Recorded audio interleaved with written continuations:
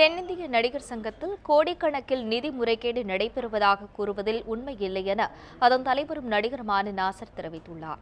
ஆனால் நடிகர் சங்கத்தில் நிதி முறைகேடு நடைபெற்றதற்கான ஆதாரம் தம்மிடம் இருப்பதாக அதன் உறுப்பினர்களில் ஒருவரான வாராகி தொடர்ந்து புகார் தெரிவித்து வருகிறார்.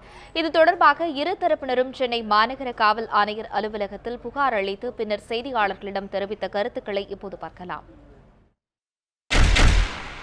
எங்களை பொறுத்தவரையில நாங்க பொறுப்பெடுத்துக்கிட்ட இந்த ஒரு வருஷத்துல ஒரு கால் நூற்றாண்டா செயல்படாத அளவுக்கு மிக சிறப்பா செயல்பட்டு இருக்கோம்.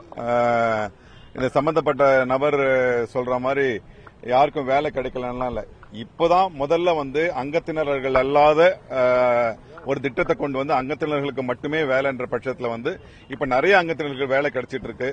அதே மாதிரி எல்லாமே ஏன்னா ஏற்கனவே இதுக்கு முன்னால இருந்த நிர்வாகத்து மேல நாங்க குற்றச்சாட்டு வைக்கும் போது அதே மாதிரி நம்ம மேல யாரும் குற்றச்சாட்டு வைக்கக்கூடாதுன்றதுக்காக ஒவ்வொரு டாக்குமெண்ட்ஸையும் நாங்க ஒரு 1000 தடவை பரிசீலிச்சு ஒவ்வொரு படியா தான் நாங்க ஒவ்வொரு நடவடிக்கை எடுக்கிறோம். அதனால இது எங்க மேல வைக்கிற தேவையில்லாத குற்றச்சாட்டுகள். எப்ப வேணாலும் யார் வேணாலும் ஆபீஸ்ல எந்த டாக்குமெண்ட்ஸ் வேணாலும் வாங்கலாம். அதை பத்தி எங்களுக்கு ஒரு பயமோ ஒரு இதுவோ கிடையாது, ஒளிவு மறைவோ கிடையாது.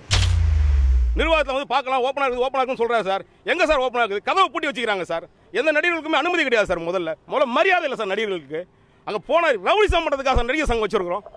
கேட்ட அடிக்க வருது, கொலை பண்ணுவேன்னு சொல்றது எந்த நடிகர் சார் அங்க பாவம் போவான்?